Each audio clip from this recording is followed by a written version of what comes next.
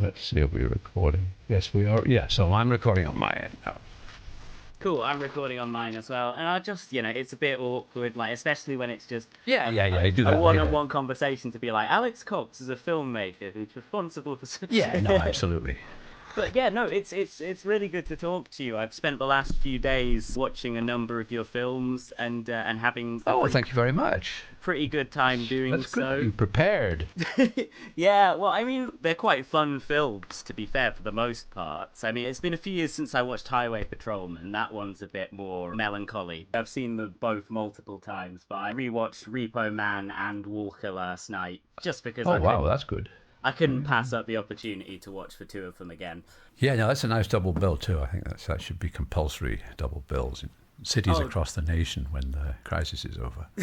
To bring people together. Absolutely. Like, for new times of unity. And I watched Straight to Hell Returns. I've seen Straight to Hell before, but I hadn't seen... I guess you recut it?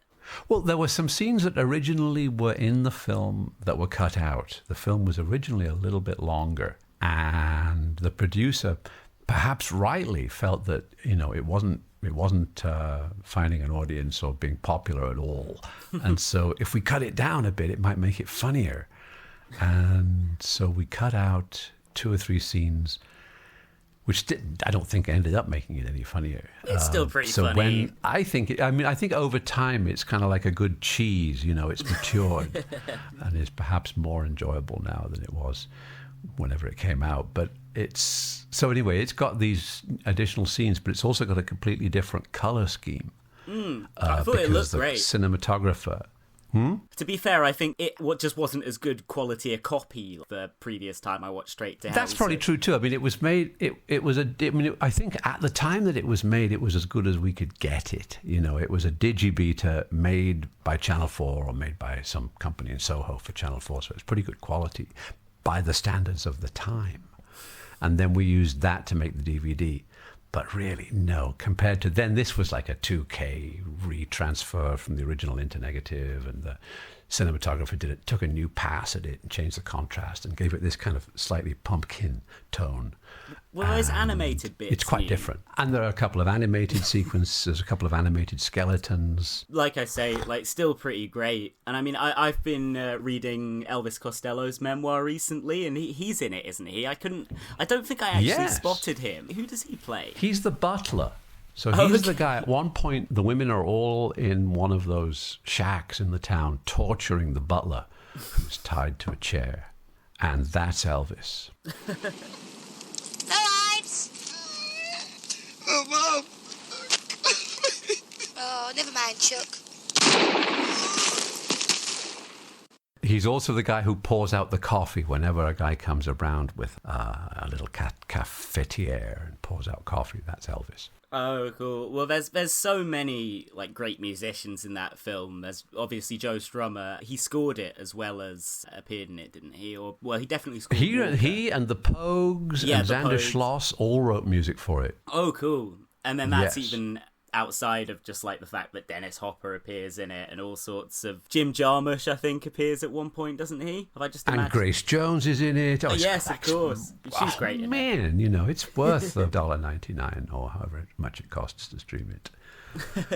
Hang on, I'm itching to talk about Walker, so I'm just going to cross over to where I left a scrap of paper, which I wrote down a quote when I was watching it last night.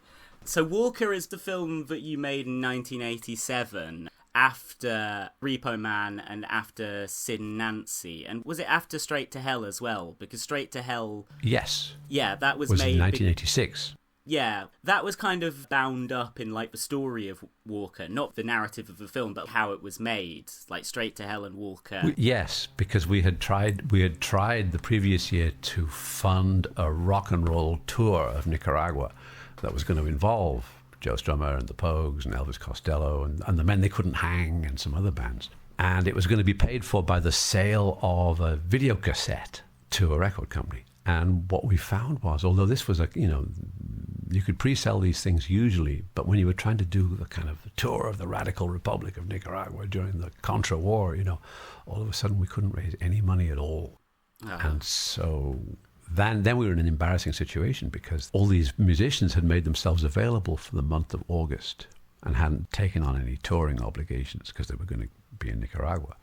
And so we hastily put together a film project so as to keep them occupied in August. And it was Strummer's idea that it should be shot down in Almeria because he'd been going down there for his holidays. He'd been staying in what was then a very small town on the coast called San Jose. And so he was a big motivator for us to shoot the thing in Spain, in Andalusia. Great, yeah, because my friend Tom, who's one of the hosts of this show, Joe Strummer's basically his hero. The Clash are his favourite band. I mean, I love The Clash, but he really loves them. So he was definitely wanting to know about your collaboration with Joe Strummer. But I mean, what's to say? You know, he did. I mean, we did 3 films together, and he was an amazing contributor to all 3 of them. I mean, Sid Nancy, he wrote 5 songs for in total, and performed them all under different band names. And he acted in Straight to Hell as one of the leads and wrote part of the music. He's so good in Straight to Hell as well. The entire score. Yeah, I mean, I definitely want to get to Walker basically now, but Joe Strummer in Straight to Hell, I don't think he did that many acting roles, but between Straight to Hell and Jim Jarmusch's Mystery Train, he has such an iconic screen presence in those 2 films. I mean, his whole persona was just pretty ingenious to start with, kind of like socialist Elvis. Presented on... Excellent definition, the socialist Elvis, that's good. But he wasn't as fat as Elvis. No, of course not. Never got fat. Prime Elvis. He how great, yes. He's got such a great screen presence in those 2 films. And yeah, he did all the music for Walker, which is a brilliant film. And I just I'm doing a very millennial kind of interview with you where about half of it is me saying like. Oh, that's all right. That's hip. Don't worry. That just shows your hipness. There you go again. That was an involuntary like that I came out with no sooner had I said that. But the quote that I noted down from Walker, which I think kind of sums up some of the themes of the film, in addition to a speech that Ed Harris gives later on, where he's like, "The US will never leave Nicaragua alone." He says, "It is the God-given right of the American people to dominate the Western Hemisphere." That's very much like the idea of manifest destiny, but obviously Walker is not just a historical film. It's drawing parallels between what was going on then with the US's interventions into Latin America, particularly Nicaragua itself. Walker led his men to the American border. Unjustly accused of violating the neutrality of Mexico, Walker was put on trial. I demand quiet! Does Mr. Walker wish to make a statement before the jury decides on a verdict? Yes, Your Honor. Unless a man believes that there is something great for him to do, he can do nothing great. A great idea springs up from a man's soul, agitates his entire being, transports him from the ignorant present and makes him feel the future in a moment. It is the God-given right of the American people to dominate the Western Hemisphere. It is our moral duty to protect our neighbors from oppression and exploitation. It is the fate of America to go ahead. That is her manifest destiny. That quote stuck out really early on in the film because, sorry to turn this into a very, very long and convoluted question, but I'll just let you kind of extemporize for even longer if you want. But I totally assumed, because you're generally a writer/director, that you'd written that film. But looking into it, of course, I found that it was written by Rudy Wurlitzer, who wrote Pat Garrett and Billy the Kid and Two Lane Blacktop, 2 great films from the 1970s, both of which obviously feature Harry Dean Stanton as well, who... yeah, Repo Man's probably his most famous role. But you said somewhere that you got him involved in the project because he was great at getting in contact with this American mentality that leads certain American men to want to dominate the globe. Well, it seemed to me that the theme of Pat Garrett and Billy the Kid was that there were these 2 individuals, both of whom were seeking their own death, but they could only do it by climbing up a pile of bodies. That seems to be the message of the film, quite nicely restated by the director, who appears very near the end of the movie as the old coffin maker. Hello, Will. Hello, Sheriff.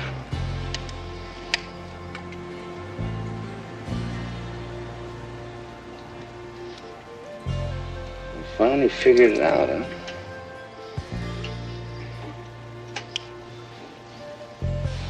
Come on, get it over with. And so Rudy seemed to be the perfect person to write the story of William Walker, because Walker seemed somewhat similar. He seemed really to be seeking his own destruction, but he was going to take as many people with him as he possibly could, while achieving greatness. So Rudy just seemed perfect to write that. It seemed like he really understood it. And Pat Garrett and Billy the Kid I don't know if you've seen it recently, but I think it stood the test of time. I love the film, yeah. It's a great movie. And Very political film. I'm a pretty hardcore Bob Dylan fan as well, so there's obviously that factor that endears the film to me. I love the soundtrack. Well, Dylan should have played Billy. Do you think Bob as an actor? I mean, I don't know if you've seen Masked and Anonymous, his film he did with Larry Charles, who directed Borat. That's very interesting. At the time, I mean, he acts in the film and he plays that character, Alias. He has a number of scenes. He's fine in it. He fits in with all the other Peckinpah regulars. But he physically seemed so much like Billy the Kid. And I know that was why Rudy got him involved in the project, because he thought if he introduced Dylan to Peckinpah would see it. But he didn't see it and wasn't particularly keen on Dylan's music, although then Dylan ended up writing the entire score. Yeah, I mean, obviously Knocking on Heaven's Door is the hit from that, but I think the only other track with lyrics on that record is Billy, but that's a really good song. You can find great covers of that out there from Gillian Welch and Dave Rawlings. I mean, so you got together with Rudy Wurlitzer to make Walker. So who was Walker? He was this American, I guess he was a military guy, but he ruled Nicaragua for 2 years in the 1800s. He was a newspaper editor originally.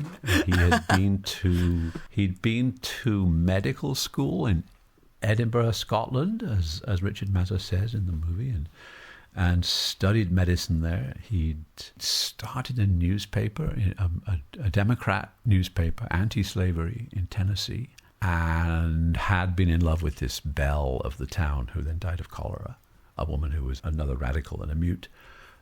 He moved to San Francisco, became involved with the political movement called filibustering there, which is where you would go to foreign countries and try and grab them, whatever it might be, Hawaii or the Philippines or Cuba or Nicaragua or parts of Mexico, just go grab them, and declare them a free state allied with the United States. It had worked with Texas. One of America's great national pastimes. And so that was what Walker became. He became a filibuster and named himself Colonel Walker of the 1st American Phalange. First in Mexico, and that didn't go too well. So he was stealing valor. He wasn't a real colonel. No, he was a colonel in his own army. He made up his own army, but he wasn't in the employ of the federal government, no.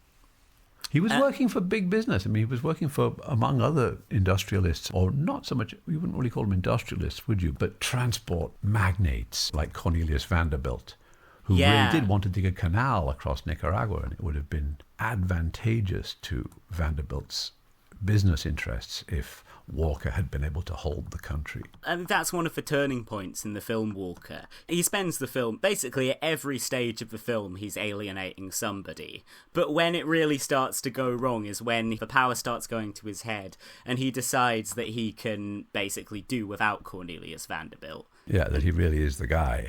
Oh, played by Peter Boyle as well. A great actor. And there's wonderful, Peter Boyle. This film, it's got a less star-studded cast than Straight to Hell, but it doesn't really need it. It would be kind of distracting. But there's still Kathy Burke, Edward Tudor Pole, and Joe Strummer himself. And of course, Ed Harris is in the lead. Ed Harris is wonderful in it. He's fantastic. We are yet writing a page in history that it will be impossible to forget or erase. You all might think that there will be a day when America will leave Nicaragua alone. But I'm here to tell you, flat out, that day will never happen. because it is our destiny to be here. It is our destiny to control you people. So no matter how much you fight, no matter what you think, we'll be back. Time and time again. By the bones of our American dead in Rivas and Granada,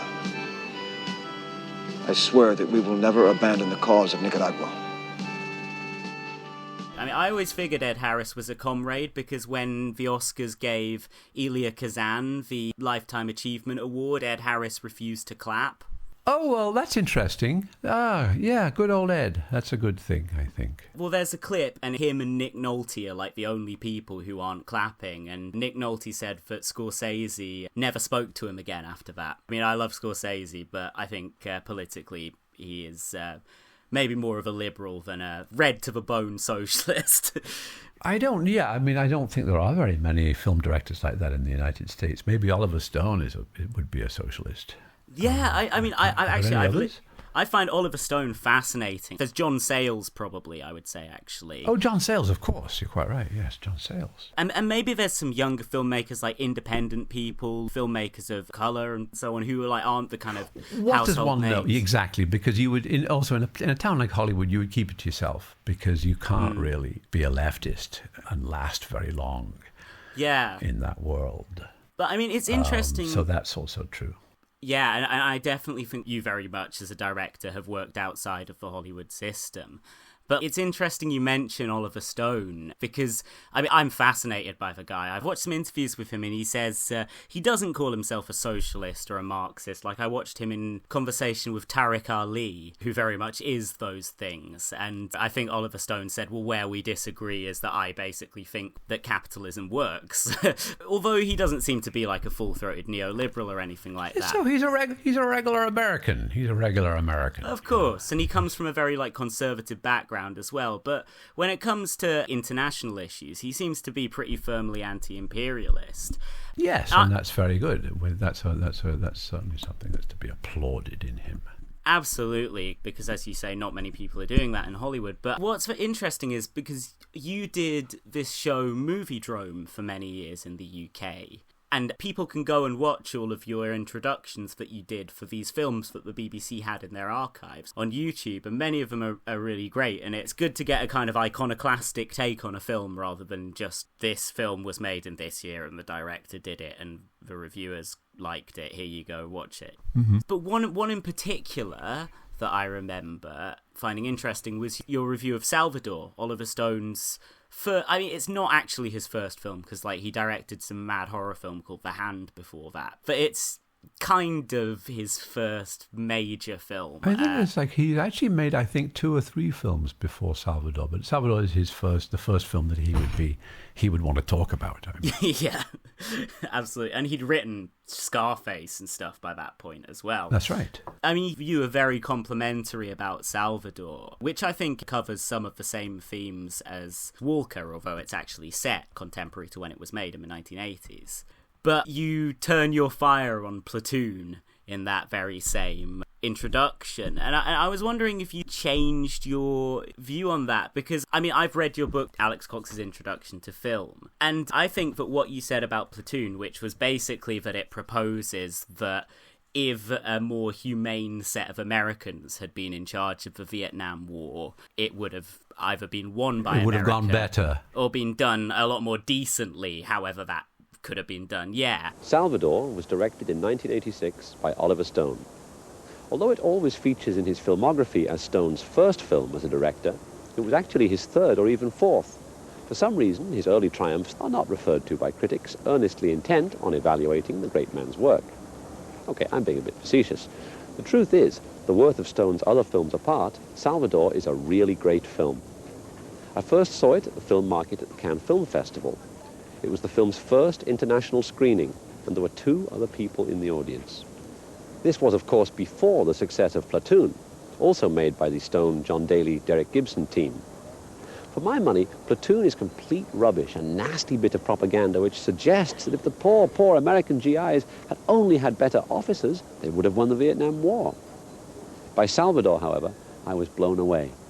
I was so impressed by and involved in the film that I couldn't remember where I was. So strong was the film and so authentic that it was completely overpowering, even in a tiny screening room at 3 p.m. I think that's absolutely true. I don't necessarily think that was the intention of Oliver Stone, but as you make out in an introduction to film, pretty much all films about the Vietnam War do end up being, like, accidentally pro-war, even if they're not... Well, that was what the writer of the book Jarhead said. He was in the US military in the first Gulf War.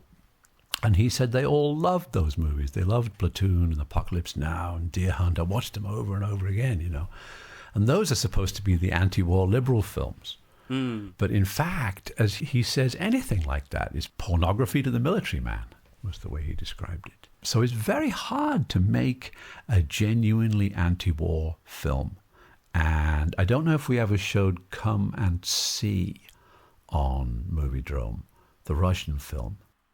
That, I think, is a genuinely anti-war film. And there's the Japanese film Fires on the Plain that also qualifies. And also, of course, the American classic from 36, All Quiet on the Western Front. Yeah, incredibly. So there are some anti-war films, but it's hard to make them. It's really hard not to fall into some trap of good versus evil, and if only we could have done this differently, which is what John Ford's always doing with the cavalry movies. He can never quite get it together, because even when he depicts a full-on lunatic Colonel Custer type, General Custer, played by Henry Fonda in Fort Apache, he then walks it back and has Wayne deliver a eulogy to the guy and say how, you know, the army marches on and stuff, because they just can't get their heads around that the last thing we need is a fucking army. Exactly. I think that Walker is pretty much an anti-war film. I would hope so. Yeah, it's hard to make them. It's hard to depict anything without the process of dramatizing things makes them inherently dramatic.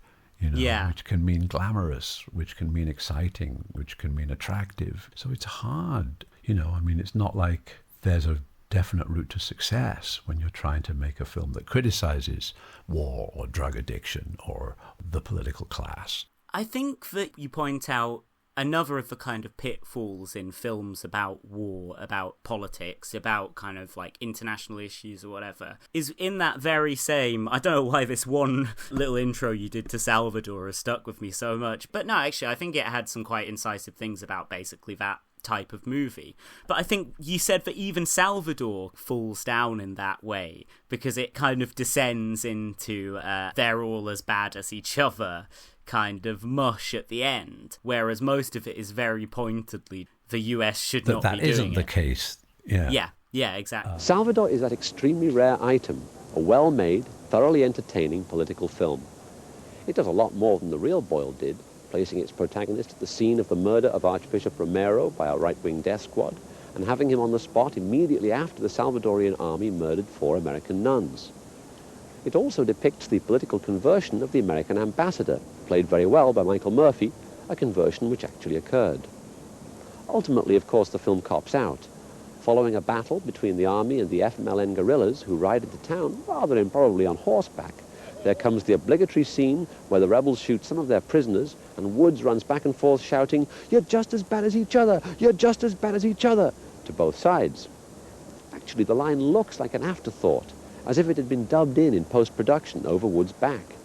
Why then does Stone, having depicted a grandiloquent, high-energy but essentially truthful series of events, undercut his own message at the end? In different circumstances, one might blame the studio or the executives, or they forced him to do it.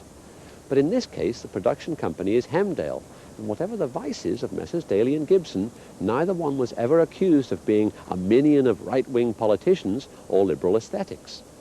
I'm afraid it's a case of the director pulling his punches at the last minute, because he's afraid to depict a national liberation movement in too positive a light. In the same way, in his most recent film, Heaven and Earth, it's not the Americans, but the Viet Cong who rape the Vietnamese heroine. This small quibble aside, Salvador is an impressive piece of work. Yeah, so it's unfortunate also to do a story through the eyes of a sympathetic journalist, a sympathetic white American journalist who will tell us And we'll see the story through his eyes, whether it's the year of living dangerously or under fire, or there's always one of these guys there to guide us. And I don't know. Have you seen Stone's film Heaven and Earth, the one that's set among the North Vietnamese or set among the Vietnamese? Oh, I don't think I have seen that one, actually. I'd like to see that because it might be quite amazing, because it doesn't have American protagonists, and so it can't fall into that trap. And no, absolutely. And that was made when he was, I think, really at his creative peak as well, around the time of very interesting JFK. To see. Yeah. What do you think of JFK? It was a dark day in Dallas, November 63. Because you've written a book about, I don't mean to just, ask you loads of questions about Oliver Stone. You can lead into saying I think JFK it gets an awful lot of information across. It's a quite amazing piece of filmmaking in terms of how much it informs the viewer. Now, obviously, not everything that happens in the film is true, because he conflates characters and things are dramatized, but a lot of the information in the film is true and is extraordinary. And I don't know that making the JFK movie, making it from the perspective of Jim Garrison, was necessarily a good idea. I'm not sure that Jim Garrison was as on the ball as Kevin Costner in the movie. And I think you could make an interesting film about the Kennedy assassination that didn't have a protagonist like that, the good prosecutor, the good journalist, the good whatever. I mean, that's a sort of a tendency of American filmmaking to fall into good versus evil modes. Oh, and his wife nagging him, don't try and save democracy, stop it. Yeah, and all that stuff. Yeah, I mean, it's not really necessary to have, I don't think it's necessary to have good versus evil set like that in movies. I mean, unless you're making a film about the Great Patriotic War against the Nazis or something. Other than that, I mean, things are more nuanced than that. And it would be interesting to see a film about the Kennedy assassination that got into some of the complexities of it all. Have you seen Executive Action?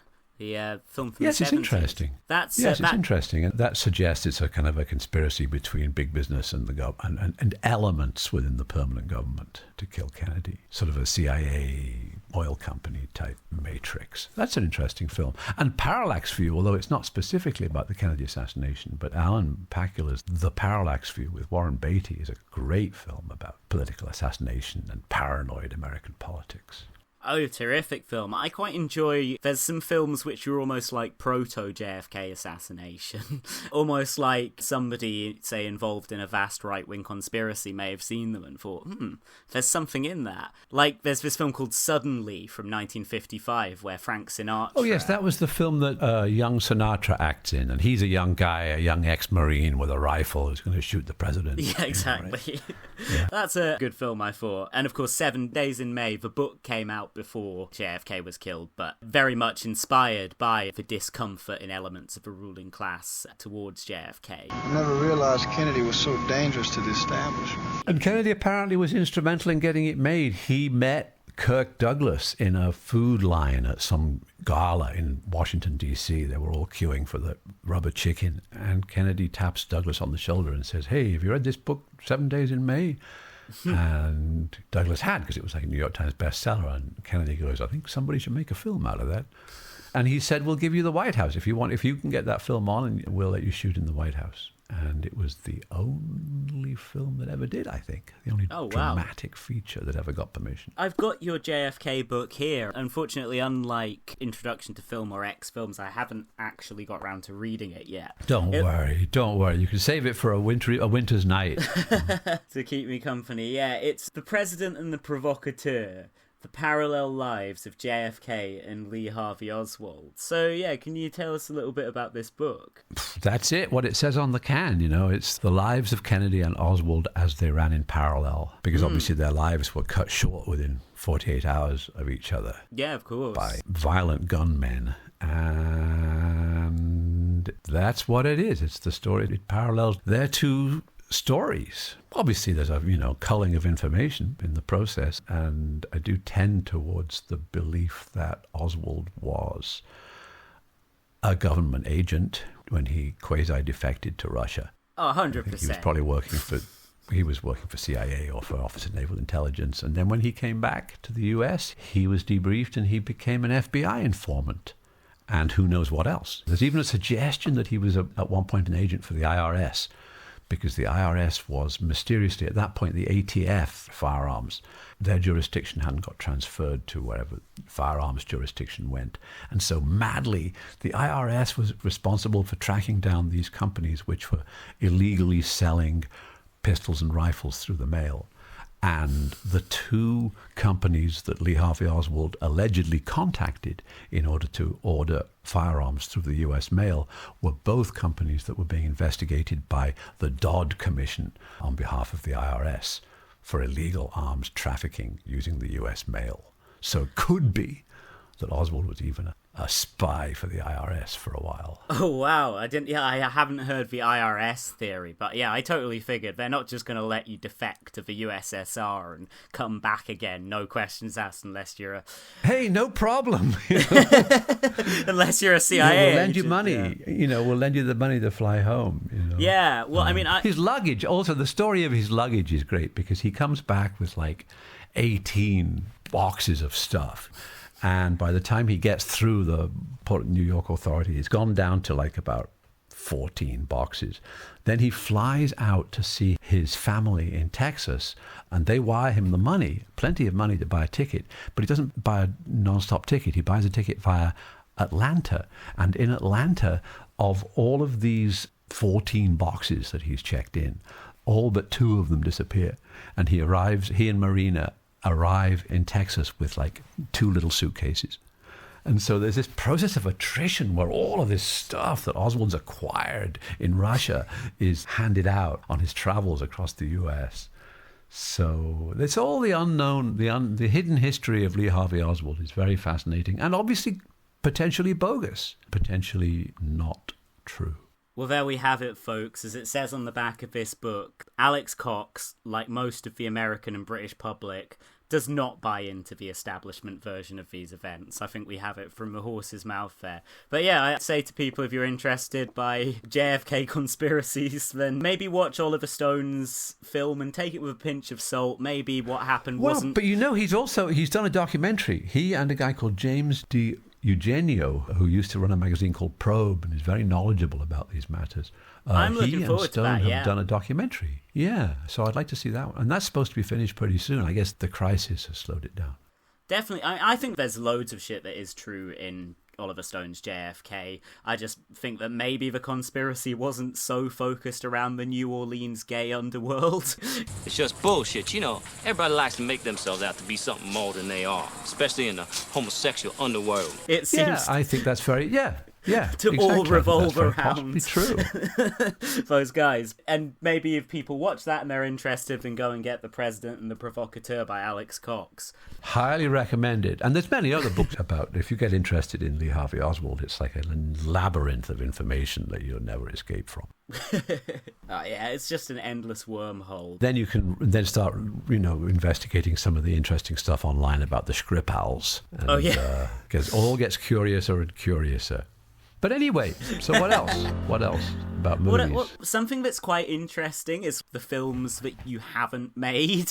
For example, I've just seen on Wikipedia, just happened to have the Walker article up, and it says at the end that you were apparently asked to direct The Running Man, starring Arnold Schwarzenegger, which I've been meaning to watch because I like a good Stephen King potboiler. The Running Man's quite good, yeah. I think it turned out it's quite good. I mean...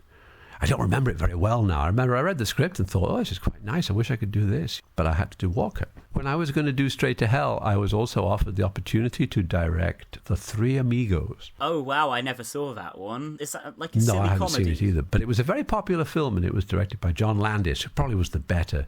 It was one of those Steve Martin and Chevy Chase type films. So I don't know if I would have been the best director for it. And then, of course, there's Fear and Loathing in Las Vegas, which probably the first time I would have heard of you would have been like as the guy who didn't direct Fear and Loathing in Las Vegas, because one of the guys who didn't direct Fear and Loathing in Las Vegas, because there were several incarnations of it. As there were of Mars Attacks. Doctor Strange was the one that had many incarnations. Oh, that's right. There was a Larry Cohen version of Doctor Strange, and there was... Oh, wow. That's fascinating. Several very Doctor interesting Stranges. Filmmaker. Like many rebellious teens, I was quite into Hunter S. Thompson, so I think there's maybe a documentary about him where you appear in archival footage sort of pitching the film to him, and not necessarily to his satisfaction. Is that where we come over like his care workers? I think so. Yeah, I don't think it was your fault. I'm going to say that. I don't think you did anything wrong. Well, it's not usually the care worker's fault. No, if you get sent in as the care worker to try and intervene with somebody and help them, if you don't succeed, you don't succeed, but no blame attaches. But I mean, to be fair, you seem to have been able to handle Dennis Hopper. You and your wife, Todd Davis, who collaborated with you also on Fear and Loathing. Dennis and Todd and I Dennis is a very sensible person and wasn't awash with drugs and full of paranoia and anxiety. Dennis was over that stuff when we worked with him. But he'd kicked drugs. Thompson was being constantly enabled by his Hollywood friends like Johnny Depp. Oh, yeah. And the people at Rhino Records were constantly encouraging him to do coke and get crazy, take some acid, blow up a can of propane in your backyard. The guy was like being treated like some kind of a circus geek, like the Tyrone Power played in the movie. I think Dennis Bite Hopper's the head off a chicken, Dr. Thompson. I think, in retrospect, by the time you worked with Dennis Hopper around that time, there's a quote from him where he says that his only vice at that point was that he smoked a bit of weed to quote-unquote keep the bowels regular. People do what they do, look, Iggy Pop had issues with drugs and alcohol for a long time, but he got them under control and continues to be this extraordinary artistic force to this day. And he doesn't even own a shirt, So it just depends how you deal with it. It was just unfortunate that the people that Thompson was dealing with, his producers in LA, Johnny Depp, they were all encouraging him to really be like a fucking drug addict. Go crazy, Dr. Thompson. Do some more coke. That sounds absolutely right, yeah. It was really sad. What you'd imagine, just like falling into that legend, and not a healthy place to be. And gets very paranoid, and doesn't want to go anywhere, stays around his place, kind of gets really weird. But anyway. And he didn't do much These great things happen, work but then think about people like Dennis and Iggy when it didn't happen, where they just went through a phase of, as we all do, a phase of excess and then settled into comfortable middle age and great wealth. It's great, actually, I think, that obviously Iggy Pop did the theme to Repo Man back when you were a practically unknown filmmaker. And then in 2014, when you were not unknown, but doing a really kind of underground film with your students called Bill the Galactic Hero, Iggy did the theme for that again. Yeah. No, he's a super guy. I mean, he's a real person. That's quite amazing when you meet somebody in the music industry or the film and television industry who's like a real person. It's great, man. Just looking at your films on Wikipedia, something that's just stuck out to me is, I believe, another collaboration between you and Todd Davis. I'm a Juvenile Delinquent. Jail Me. Am I right in saying this is, obviously it's a parody of I'm a Celebrity, Get Me Out of Here, but it's kind of a satire of the sort of Blair era sort of ASBO panic, like people freaking out about antisocial behaviour among the youth and so on. All those things. It's all those things, but it's definitely a film of the Blair era. It definitely is. That's true. And it was made by the same people who did pretty much the same crew and a lot of the same cast as Revenge's Tragedy, which I also shot in Liverpool.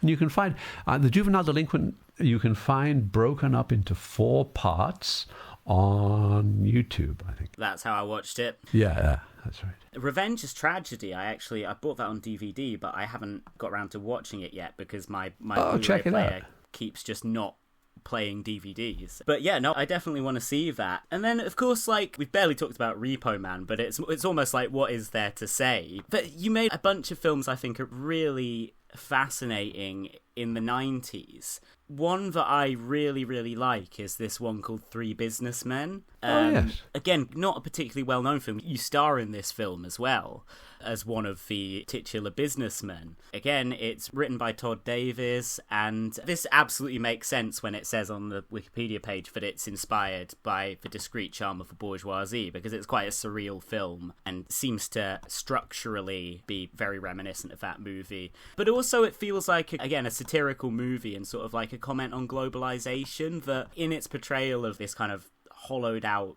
urban landscape reminded me a lot of a film that came out around the same time, well, a bit earlier, Naked by Mike Leigh. Different in tone, but I don't know, I felt there were some similarities. And yeah, was this... I don't know. haven't seen it. I haven't seen Naked, so I don't know. You should watch it. It's a great movie, I think. But yeah, I mean, I barely have heard anything about Three Businessmen. Wow, James Gandolfini was almost in it. So I guess tell me about this film, just anything. Oh, it was funded by a Dutch TV company who wanted... They were interested. They were funding features very briefly. And they had very low budgets. But they would, once they agreed to the concept of it, they would give you complete autonomy to do it. And so Todd had always wanted to do something along the lines of the Buñuel movie. And so she said, okay, well, I'll rejig that so it takes place in, they go around the world in a night. And that's what she did. And that's what we did. And it was me and Miguel Sandoval and an American actor called Robert Wisdom were the three businessmen. And there's a handful of other actors, including a Spanish an actor called Isabel Ampudia, who's the woman that we meet at the end. Oh, of course, Robert Wisdom. He's in The Wire, and he's actually in that Mad Bob Dylan film, Masked and Anonymous. Good actor. Yeah. I really enjoyed that film, and it seemed to capture something about that 90s end of history feel. Well, the good news is you can get it from the BFI. Our distributor in the UK is the British Film Institute, and they have it available on a DVD. You better believe it, amigo. The plutonium card could save your hide one of these days. It's a whole new concept in marketing, and the benefits are extreme. I get dismemberment insurance, product replacement guarantee, including loss through acts of God. I enjoy access to unique experiences and thrilling events whose tickets, in most cases, cannot be purchased through normal channels. And let me tell you about the best benefit of all: total salvation. I don't have the faintest idea what you're talking about. Yeah, actually, I've got it right here. Three Businessmen and Highway Patrolman. This is... There you go. You get two for the price of one. And it's in a lovely package too. It's a very nice monochrome box. Looks very stylish. Definitely. Very nice on the DVD shelf. Another Blu-ray that I've got is Dennis Hopper's The Last Movie. And yes, this features a documentary by you called Scene Missing, which I watched last night, actually. You can watch it for free on your Vimeo account as well. Although, for the cocksheads out there, I think also some of your writing features in this Last Movie Blu-ray, doesn't it? In the booklet. Yes, I wrote an article for, well, I don't know who I wrote it for, but it ended up going out with the Blu-ray and DVD release in the UK and in the US. And so there's an article by me about the making of the film, and the documentary is a bunch of interviews with people who worked on it, or who didn't work on it, but who knew Dennis and could talk about his process. I actually think people should totally check that film out, even if you don't have the money to shell out for the Last Movie Blu-ray. Just go on Alex's Vimeo and watch that, because there's some interviews with some people. Like, there's at one point this guy, I can't remember who he is, but he bursts into tears just thinking of how beautiful something... it's Thomas Milian. It's the actor Thomas Milian, who was also in many notable Italian westerns, such as Django Kill. And he plays the priest in the Last Movie. Yeah, and he's very emotional in how he talks about it, because he was very conflicted about playing that character in the film. He wanted him to be good, but he felt he failed because he couldn't be the good priest. Yeah, he's a character. Is he the one There's who some also... very interesting actors in the film. Dennis Hopper and his crew filmed that in Peru, didn't they? Yes.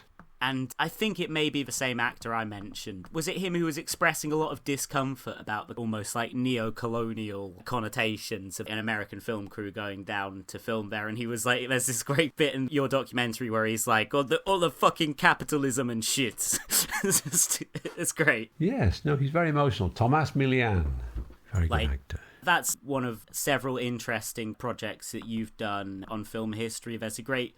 Well, actually, I mean, you wouldn't say yourself it's great, would you? But very interesting documentary you did on Kurosawa, which you do a fascinating critique of in your book, An Introduction to Film. How did you come to work in the pretty, not scathing, but a rigorous critique of your own film into that book? Because it is called A Director's Perspective, An Introduction to Film. You weren't happy with how that film turned out, and you were very kind of open about No, I that. think it's fine. No, I didn't think that I thought as the authorial voice doing the voiceover, it wasn't right for me to contradict something that Donald Ritchie said, because as the voice I have more power than the interview subject. But he blasted me for that. When he saw the documentary, he sent me a postcard saying, you shouldn't have done that. That's abuse of your authorial voice. So I wrote back and said, I'm really sorry, you're right. I see my error, and it was wrong for me to. Depending on what your take is, because it's not an advocacy documentary. I'm not trying to reveal some shocking secret about Kurosawa. I'm just trying to talk about the guy's career, and by interviewing people that worked with him or knew him. And so I have a duty to let them speak and not contradict them. That absolutely makes sense. I'm trying desperately Other than that, I like the documentary. I think it's fine. But I didn't think I thought it was true. Ritchie was right. Yeah, I thought it was very informative when I watched it, not knowing too much about Kurosawa. He's great. Well, the more Kurosawa people watch, the better, because, he was a pretty amazing filmmaker. And that's also another thing about the introduction to film book, is that you kind of go through it and there's just so many films named. You read a few pages and you get the urge to go off and watch like 5 different movies. That's the idea. That's good. Yeah. So there's some stuff like, I don't think I'd seen Il Grande Silenzio, or, The Great Silence by Corbucci. Very worth seeing. Before I read this. There's some excellent recommendations, and I've gone through, I've highlighted some in there, but I think when I read it, I was like, I've got to do a list on Letterboxd of all the films mentioned in this book, but it turned out like 3 people had already done that. So clearly a lot of other people have got that bug. Well, and most of the films are easy to find. They're not all easy to find, but a lot of them you can track them down. And I've had queries from people who haven't been able to find certain things. Usually they can't find the Maté Affair or Toby Dammit. Maté Affair is actually something, when I was flicking through it last night in preparation for this, I ended up just rereading the whole several pages that you wrote on that. And that sounds like an amazing film, actually. I've got to seek that out. It's a very good film, but hard to find. And Toby Dammit, Fellini's Toby Dammit, sometimes people have a hard time finding it because it's part of a portmanteau film with a different title. Oh, cool. Incidentally, I think one of Iggy Pop's drummers is called Toby Dammit. How great.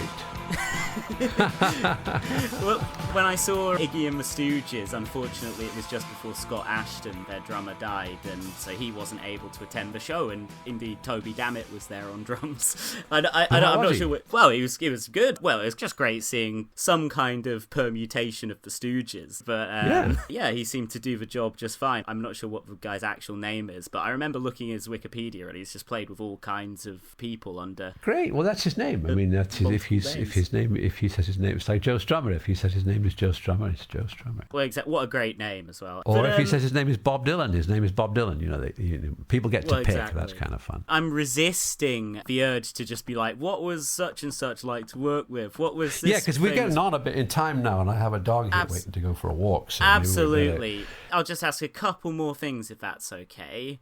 Including, I will permit myself literally one of that type of question. But firstly, so in the 90s, I've briefly got Highway Patrolman in, which, random little digression, that came out like right around the same time that Sean Penn made a film called The Indian Runner, which is based on the Bruce Springsteen song Highway Patrolman. But yes.